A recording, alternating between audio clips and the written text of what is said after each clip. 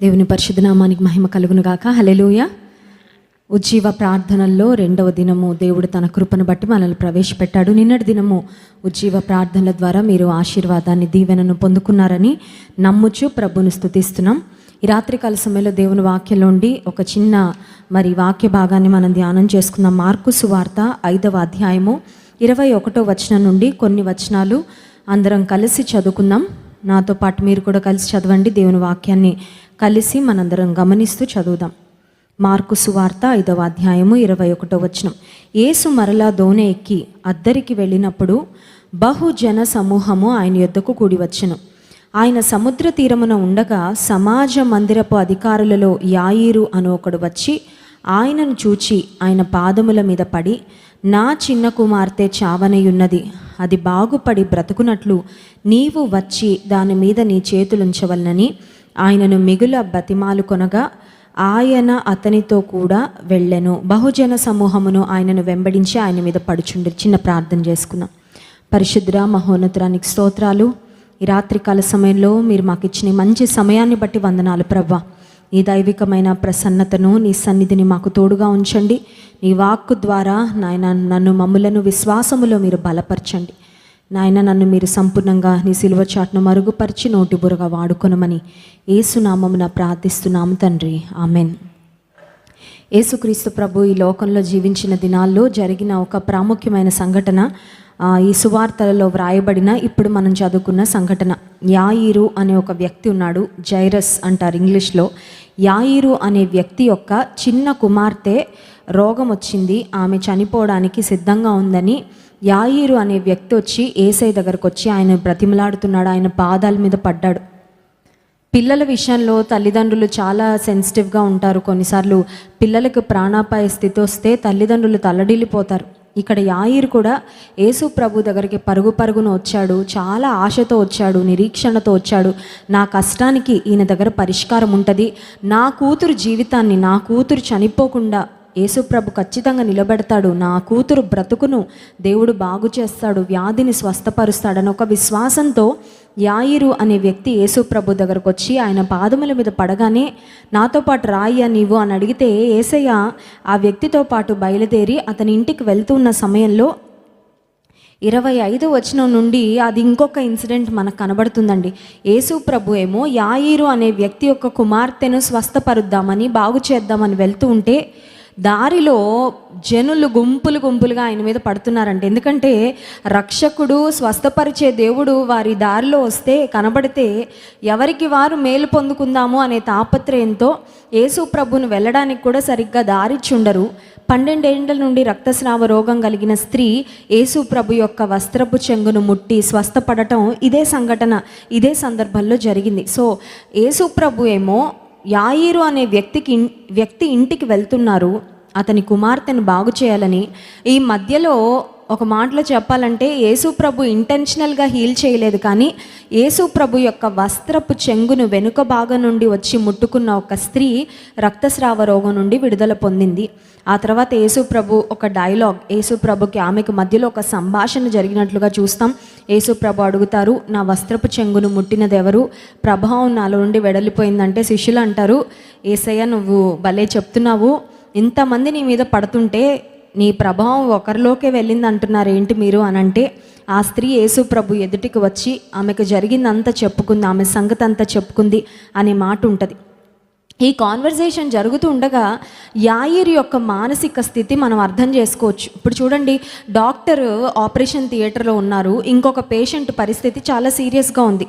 ఇప్పుడు ఏ పేషెంట్ పరిస్థితి సీరియస్గా ఉందో ఆ పేషెంట్కు సంబంధించిన బంధువులు లేకపోతే ఆ పేషెంట్కు సంబంధించిన వ్యక్తులు డాక్టర్ ఈ ఆపరేషన్ త్వరగా ముగించేసి వచ్చి మా క్యాండిడేట్ని, మా వాళ్ళని బాగు చేస్తే బాగుండు కదా అని ఒక తాపత్రయం, ఒక్కొక్కసారి ఇంపేషెన్స్ కూడా వచ్చేస్తూ ఉంటుంది. మాకు ఇంత కష్టం వస్తే ఈ డాక్టర్ ఇంకెవరో పేషెంట్స్ని చూస్తే బిజీగా ఉంటాడేంటి, ఇప్పుడు మా వాళ్ళకి ఏమన్నా అయిపోతే, మా వాళ్ళ ఎమర్జెన్సీ సిచ్యువేషన్లోకి వెళ్ళిపోతే అనే ఆ తాపత్రయం. ఇప్పుడు యేసు ప్రభు ఆ గుంపులో నుండి, జనసమూహంలో నుండి ఇంటెన్షనల్గా ఆయన డిలే చేయలేదండి. ఆయన వెళ్తూ ఉండగా ఈ రక్తస్రావ రోగం కలిగిన స్త్రీ ఆయన వస్త్రపు చెంగును ముట్టుకోవడం, ఆ తర్వాత యేసు ప్రభు సంభాషణ చేయడం, ఇంతలో ఏం జరిగింది అని ఆలోచిస్తే 35వ వచనం, ఆయన ఇంకనూ మాట్లాడుచుండగా సమాజ మందిరపు అధికారి ఇంట నుండి కొందరు వచ్చి, నీ కుమార్తె చనిపోయినది, నీవిక బోధకుని ఎందుకు శ్రమ పెట్టుదువు అనిరి.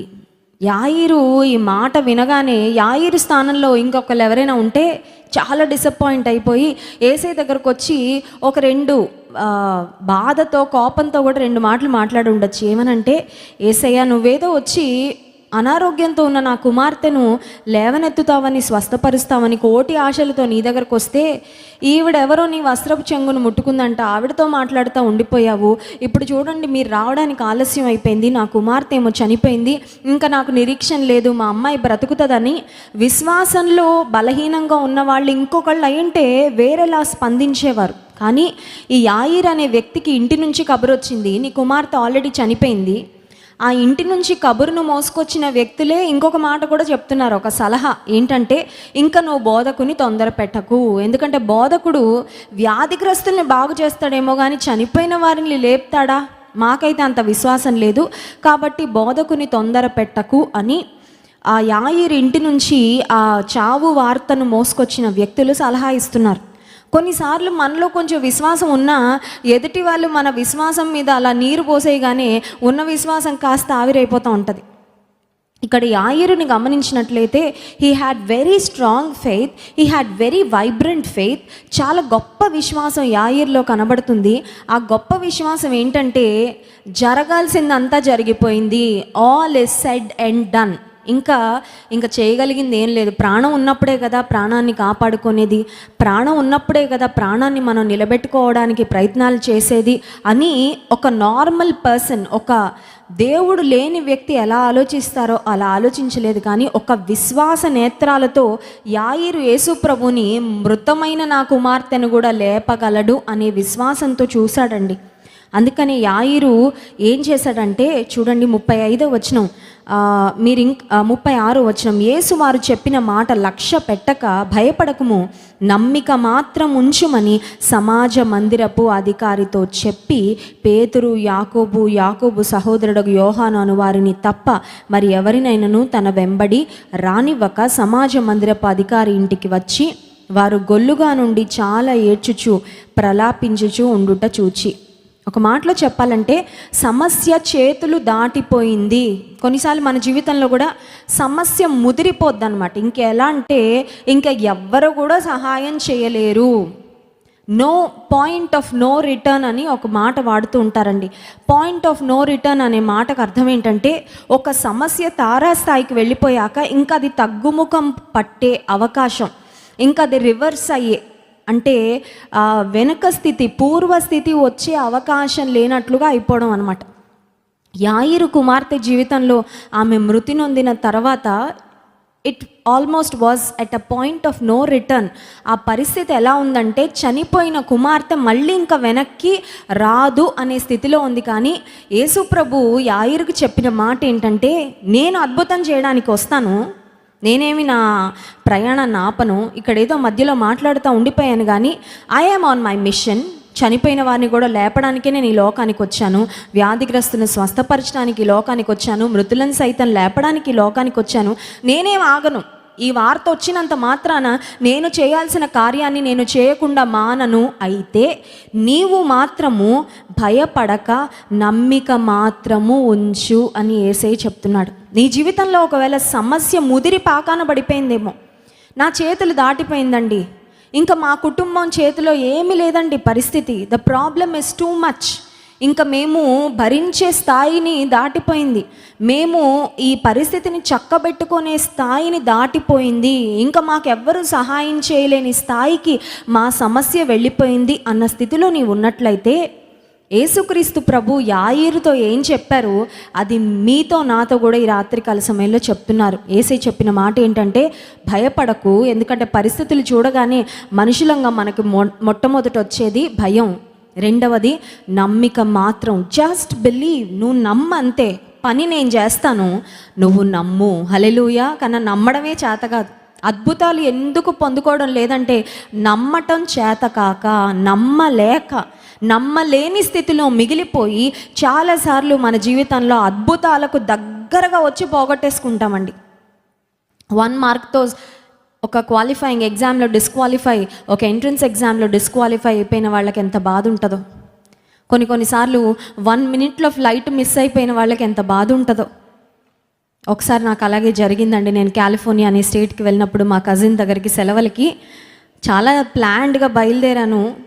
ఇంటి నుంచి ఎయిర్పోర్ట్కి వెళ్ళడానికి ఎంత టైం పడుతుందో, ఆ మధ్యలో ఒకవేళ ట్రాఫిక్ ఉన్నా కూడా ఎంత టైం పడుతుందో అంతా క్యాలిక్యులేట్ చేసుకొని బయలుదేరాం. కానీ ఎయిర్పోర్ట్కి వెళ్ళేసరికి చాలా పెద్ద క్యూ ఉందండి లగేజెస్ చెక్ చేయడానికి. చాలా పెద్ద క్యూ ఉండేసరికి మొత్తానికి ప్రయత్నం చేశాను. ఆ తర్వాత లగేజెస్ అన్నీ చెకింగ్ అయిన తర్వాత నేను ఫ్లైట్ ఎక్కడానికి గేట్ కూడా చాలా లోపలికి దూరంగా ఉంది. నా పేరు అలా అనౌన్స్ చేస్తూనే ఉన్నారు. ఆ ఫ్లైట్ డోరు క్లోజ్ అయిపోయింది, ఫ్లైట్ టేక్ ఆఫ్ కూడా అయిపోయింది. పరిగెత్తుకొని చాలా I was panting for breath, ఇంకా గాలి తీసుకోవడానికి కూడా కష్టంగా ఉంది. అంత స్పీడ్గా వెళ్ళి అక్కడికి వెళ్ళిన తర్వాత వాళ్ళు చెప్పారు, యువర్ ఫ్లైట్ జస్ట్ లెఫ్ట్. నా పేరు కూడా నాకు వినబడుతూనే ఉంది. వాళ్ళు ఎయిర్పోర్ట్లో నా పేరు కూడా పిలుస్తూనే ఉన్నారు. వెళ్ళిపోయింది కాలిఫోర్నియా నుంచి డెన్వర్ వెళ్ళవలసిన ఫ్లైట్. చాలా డిసప్పాయింటెడ్ అయిపోయానండి. ఎందుకంటే అదే ఫస్ట్ అండ్ లాస్ట్ టైం నా లైఫ్లో ఫ్లైట్ మిస్ అవ్వడం. ట్రైన్ మిస్ అవ్వడం ఎప్పుడు అవ్వలేదు, బస్ మిస్ అవ్వడం కూడా ఎప్పుడు అవ్వలేదు. బట్ ఒకేసారి ఫ్లైట్ మిస్ అయ్యేసరికి చాలా బాధ అనిపించింది. అక్కడ కూర్చున్నాను, నేను ఒక 2 నిమిషాలు కూర్చున్నాను. ఎందుకంటే పరిగెత్తి వచ్చినానేమో. కూర్చొని నేను దేవుణ్ణి అడుగుతున్నా, ప్రభా ఎందుకు మిస్ అయింది ఫ్లైట్? నాకేమన్నా లెసన్ నేర్పించాలనుకుంటున్నారా మీరు? నాకు ఏదైనా పాఠం నేర్పించాలనుకుంటున్నారా మీరు అని దేవుని అడుగుతుంటే దేవుడు చెప్పాడు, ఫ్లైట్ మిస్ అయితే పర్వాలేదు కానీ పరలోకం మాత్రం మిస్ అవ్వకుండా చూసుకో అని చెప్పాడు. హల్లెలూయా. నేను అనుకున్నాను చిన్న ప్రాబ్లమే, కానీ చాలా పెద్ద పాఠం దేవుడు నేర్పించాడు. ఫ్లైట్ మిస్ అయితే ఇంకో ఫ్లైట్ ఉంటుందేమో ఎక్కడానికి. ఫ్లైట్ మిస్ అయితే బహుశా ఇంకొంచెం ఎక్స్ట్రా డబ్బులు కడితే నెక్స్ట్ ఫ్లైట్కి బుక్ చేస్తారేమో. పరలోకం మిస్ అయితే అవకాశాలు పోయిన తర్వాత, ప్రాణం పోయిన తర్వాత, నరకానికి వెళ్ళిన తర్వాత ఇక్కడ నుంచి పరలోకానికి ట్రాన్స్ఫర్ చేయండి అంటే ఆ అవకాశం అయితే ఉండదు. ఆ రోజు ఆ ఎయిర్పోర్ట్లో కూర్చొని చాలాసేపు దేవుని సన్నిధిలో ప్రార్థన చేసుకున్నాను. మళ్ళీ నన్ను నేను ఆత్మీయంగా పరీక్షించుకున్నాను. ప్రభా నాలో ఏవైనా లోటుపాట్లు ఉంటే, నాలో ఏదైనా పాపాలు బలహీనతలు ఉంటే నాకు చూపించు ప్రభా, నేను సరి చేసుకుంటాను. ఈ లోకంలో ఏది మిస్ అయినా పర్వాలేదు కానీ పరలోకం మాత్రం నేను మిస్ అవ్వాలనుకోవడం లేదు. ఇక్కడ యాయిరు అనుకున్నాడు, యాయిరు చుట్టూ ఉన్నవారు అనుకున్నారు బోధకుడు జస్ట్ మిస్ అయిపోయాడు, కొంచెం ముందొచ్చుంటే ఈ అమ్మాయి కొంచెం ప్రాణంతో అలా కొన ఊపిరితో అట్లీస్ట్ అన్కాన్షియస్గా కొంచెం ఊపిరి తీసుకుంటా ఉంటే అన్న బోధకుడు యేసుప్రభు లేపుతాడు కదా. ఇప్పుడు ప్రాణం పోయింది, ఇంకా మిస్ అయిపోయింది, ఇంకా ప్రాణం పోయిన ప్రాణం మళ్ళీ ఎలా వస్తుంది అని మానవరీత్యా ఆలోచించుకొని అక్కడ ఉన్నవాళ్ళు బోధకుని తొందర పెట్టకని సలహా చెప్పినప్పటికీ యేసయ్య అంటున్నాడు, నువ్వు నమ్మి కొంచెంతే, పోయిన ప్రాణం కూడా నేను తేగలను, నేను చేస్తా పని, నీ పక్షంగా కార్యం నేను చేస్తాను. నువ్వు అయితే ముందు కంగారు పడద్దు, భయపడద్దు, be strong, be bold, do not fear and have faith, నమ్మిక మాత్రము ఉంచు అని యేసయ్య చెప్పిన తర్వాత ఆయన ఏం చేశారంటే 41 వెరీ సింపుల్ అండి. ఈ పరమ డాక్టర్లకు డాక్టర్, మనం సేవించే, మనం ఆరాధించే రక్షకుడైన పరమ వైద్యుడైన యేసయ్య ఎంత గొప్పోడంటే ఒక సెలైన్ ఎక్కించలేదు, లేకపోతే ఒక ఈసీజీలు చూడలేదు, మల్టీవైటమిన్లు కాదు, ఏమి ఇంజెక్షన్లు కాదు, సిరప్లు కాదు, టాబ్లెట్లు ఏమీ కాదు, చెయ్యి పట్టుకొని చూడండి యేసు ప్రభు చేసిన పని. 41వ వచనం, మార్కు సువార్త 5వ అధ్యాయము 41వ వచనం, ఆ చిన్నదాని చేయి పట్టి తలితాకుమి అని ఆమెతో చెప్పెను. ఆ మాటకు చిన్నదానా లెమ్మని నీతో చెప్పుచున్నానని అర్థము. వెంటనే ఆ చిన్నది లేచి నడువసాగెను. హల్లెలూయా. కొన్నిసార్లు చనిపోయిన వాళ్ళు ముందు అసలు కాన్షియస్లోకి రావడానికే చాలా టైం పడుతుందండి. ఒక వెంటిలేటర్ మీదకి ఎవరైనా వెళ్ళిపోతే మళ్ళీ వాళ్ళు నార్మల్కి రావడానికి, మళ్ళీ నార్మల్గా నడవడానికి ముందు అబ్జర్వేషన్లో పెడతారు, తెలుసు కదండి. ఎవరైనా పేషెంట్స్ సీరియస్ కండిషన్కి వెళ్ళి కోమాకి వెళ్ళి వాళ్ళు నార్మల్కి వస్తే లేచి వాళ్ళు నడిచే పరిస్థితే ఉండదు. లేచి నడిచారంటే మళ్ళీ కోమాలోకి వెళ్ళిపోతారు వాళ్ళు. ముందు డాక్టర్లు నెమ్మదిగా ఆ వెంటిలేషన్ తగ్గిస్తారు. ఆ తర్వాత వాళ్ళని ఐసీయూలో అబ్జర్వేషన్లో పెడతారు. ఐసీ నుంచి రూమ్కి షిఫ్ట్ చేస్తారు. రూమ్లో అన్నీ 1 రోజు 2 రోజులు పరీక్షించిన తర్వాత వాళ్ళకి కాన్ఫిడెన్స్ వచ్చాక ఇప్పుడు తీసుకువెళ్ళండి మీ వాళ్ళని ఇంటికని చెప్తారు. కానీ నీవు నేను సేవించే యేసయ్య ఎంత గొప్పవాడంటే చేయి పట్టుకొని లేపాడు అంతే. హల్లెలూయా. చేయి పట్టుకొని మాట పలికాడు, ఆమె వెంటనే లేచి ఇమ్మీడియట్ చేంజ్. ఆమె చచ్చిపోయిన ఆమె నిర్జీవ స్థితి నుండి జీవము వెంటనే ఆమె దేహంలోకి వచ్చింది. ఇది ఇప్పుడు నేను చెప్తూ ఉండగా I think you can just visualise, మీరు ఊహించుకోవచ్చు. ఇప్పుడు మనం ఇది చదువుతూ ఉండగా అప్పుడు మనం లేము, పేతురు, యాకోబు, యోహాను ముగ్గురినే ఉంచుకున్నారంట యేసయ్య. అన్ని అద్భుతాలు అందరినీ చూడడానికి కూడా దేవుడు పర్మిషన్ ఇవ్వలేదు కొన్ని సందర్భాల్లో. బట్ ఇప్పుడు ఈ వాక్య భాగాన్ని మనం చదువుతూ ఉండగా మనం మనసులో ఈ పిక్చర్స్ జరిగినవి బహుశా ఇలా జరిగుండొచ్చు సంఘటనలు అని మనం ఊహించుకుంటూ ఉంటే మనకు అర్థమవుతుంది మన దేవునిలో ఉన్న శక్తి, ప్రభావము ఎంత గొప్పదో. ఆయన మాటతో చనిపోయిన చిన్నది లేచి కూర్చుని నడవడం కూడా మొదలుపెట్టిందంట. హల్లెలూయా. యేసుక్రీస్తు ప్రభు చేసిన గొప్ప కార్యాలు. 42వ వచనం, వెంటనే ఆ చిన్నది లేచి నడవసాగెను.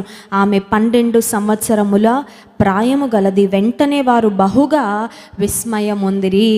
మన దేవునికి ఉన్న పేరు ఆశ్చర్యకరుడు. ఎందుకంటే ఆయన చేసే కార్యాలు షాక్ కనిపిస్తాయి కొన్నిసార్లు. దేవుడు చేసే అద్భుతాలు ఆశ్చర్యం, విస్మయం అందించేటట్లుగా దేవుడు చేసే కార్యాలు అంత అద్భుతంగా ఉంటాయి. ఈ రాత్రికాల సమయంలో నీ జీవితంలో ఏ సమస్య చేతులు దాటిపోయిందో నాకు తెలియదండి, మీకు తెలుసు. You know your deepest problems. మనకున్న చాలా లోతైన సమస్యలు, మనల్ని చాలా సంవత్సరాల నుండి ఇబ్బంది పెడుతున్న సమస్యలు చేతులు దాటిపోయాయి. ఎవరి వలన కాదు, డాక్టర్ల వలన కాదు, లేకపోతే ఇంకెవ్వరూ మాకు సహాయం చేయలేరు అన్న స్థితిలోకి, పాయింట్ ఆఫ్ నో రిటర్న్కి వెళ్ళిపోయిన ప్రాబ్లమ్స్ కొన్ని ఉండొచ్చు. అయితే ఈ రాత్రికాల సమయంలో యాయిరు కుమార్తె చనిపోయినప్పుడు యేసయ్య ఎలా వాక్కును పంపి లేవనెత్తాడో నీ సమస్యను మళ్ళీ ఆయన he's going to reverse that process. ఎంత దూరం వెళ్ళిపోయిందో నీ ఆశీర్వాదం, నీ అద్భుతం నీకు ఎంత దూరం కనబడుతుందో. బహుశా నీకు అనిపించవచ్చు, నా ఆశీర్వాదం నాకు కొన్ని వేల మైళ్ళ దూరం వెళ్ళిపోయిందండి, నేను ఎప్పటికీ ఇంకా చేరుకోలేను అని. నీవు కోల్పోయిన ఆశీర్వాదాన్ని, నువ్వు పొందదలిచిన అద్భుతాన్ని యేసయ్య అలా చేయగలడండి. అలా చిటిక వేసి just in the blink of an eye, ఒక్క క్షణంలో దేవుడు అద్భుతము చేయగలడు. కళ్ళు మూసుకోండి, చిన్న ప్రార్థన చేసుకుందాం. యాయిరు కుమార్తె జీవితంలో అద్భుతం చేసిన దేవుడు ఈ రాత్రికాల సమయంలో మనకు కూడా అద్భుతం చేయడానికి ఆయన సిద్ధంగా ఉన్నాడు. నువ్వు అనుకుంటున్నావా బహుశా ఇంకా పరిస్థితి చేతులు దాటిపోయినాయి, నిరీక్షణ లేదు, నా మైండ్ నేను సిద్ధపరిచేసుకుంటాను, ఇంక ఈ ఆశీర్వాదం నేను పొందుకోనని నా మనసును సిద్ధపరిచేసుకుంటానని అనుకుంటున్నావా? నీ అవిశ్వాసమే నీ అద్భుతాన్ని నీకు దూరం చేస్తుంది. ప్రియమైన దేవుని బిడ్డ, can you see with eyes of faith? నా చేతులు దాటిపోయిందేమో పరిస్థితి, నా శక్తికి మించిందేమో ఈ సమస్య, కానీ నా యేసయ్య ఏదైనా చేయగలడు. ఎంత లోతైన సమస్యనైనా ఒట్టిగా ఇట్టే పరిష్కరించగలడు నా యేసయ్య. మీ సమస్య ఏంటో ఒక్కసారి యేసయ్యకి చెప్పండి. ప్రభువా, నీ చేతిలో పెడుతున్నానయ్యా. యాయిరు అడిగాడు, అయ్యా నువ్వు ఒక్కసారి నా ఇంటికి రా. అడుగుదామా? ప్రభువా, నువ్వు నా ఇంట్లో ఉండయ్యా, ఒక్క క్షణం కూడా నువ్వు బయటకు వెళ్ళొద్దు ప్రభువా, నా ఇంట్లో ఉండు తండ్రి.